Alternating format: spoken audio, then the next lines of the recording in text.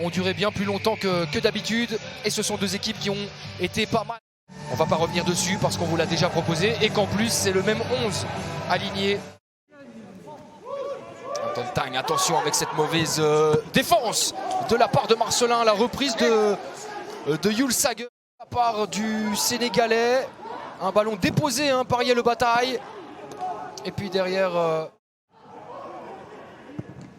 bien vu de la part de Yellow Bataille en première intention avec Yul Sager désormais sur le flanc droit. Le centre du Danois et ça passe à côté. Oh, quelle possibilité pour Fashion Sakala. Raté par les deux attaquants, 2 fois de la tête et 2 fois sur un centre venu de la droite. La première c'était Yellow Bataille, là c'est Yul Sager. Attention à ne pas le regarder. Yul Sager qui va provoquer et qui va resservir l'Islandais. Skulason de retour chez le Danois. Encore avec Kevin Van Dries pour l'ouverture du score. On venait de vanter les mérites de la séquence parfaite du Cercle de Bruges.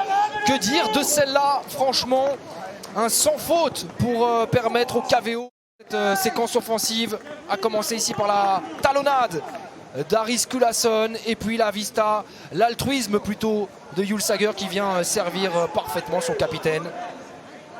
0-1 et globalement c'est plutôt mérité pour le KVO.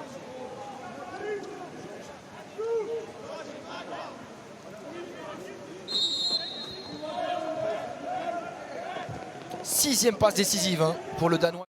Et ça permet au KVO de récupérer. Ça va apporter une véritable opportunité. Dommage, cette frappe contrée par Marcelin.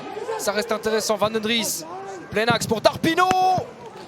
C'est capté en 2 temps. Et la récupération déjà dans la partie de terrain brugeoise. La frappe de Yul Sager, ça passe juste à côté.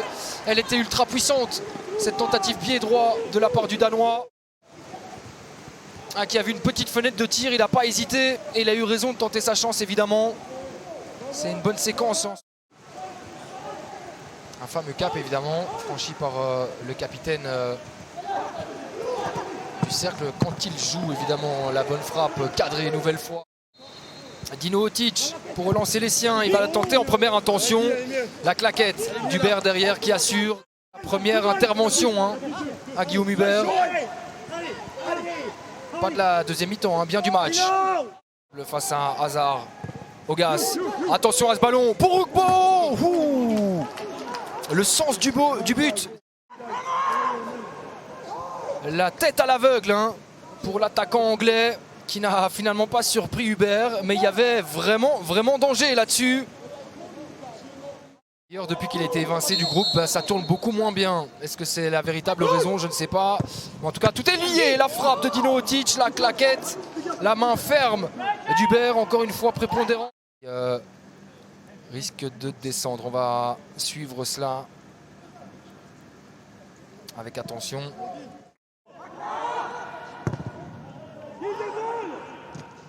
Bien vu de la part de McTargang en point de fixation. On la passe dans la profondeur. Gay face à face avec Didion, ça passe à côté. Gay, c'est pas passé loin de faire le break là-dessus. C'est tout ce qui leur manque au côtier clairement.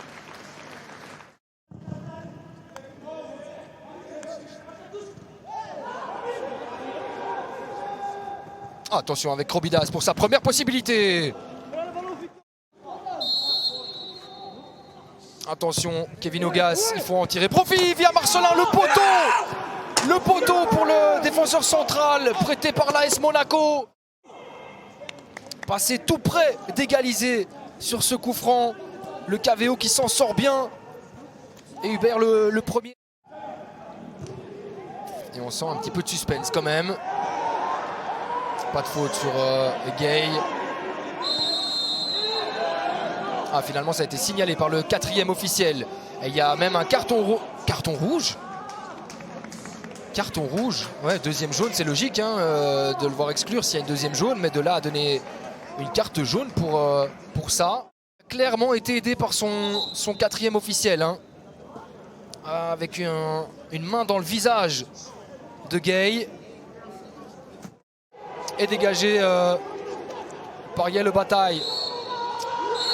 C'est terminé Le KVO s'impose pour la deuxième fois de rang après son succès acquis le week-end dernier face à la Gantoise. Par contre, du côté du Cercle de Bruges.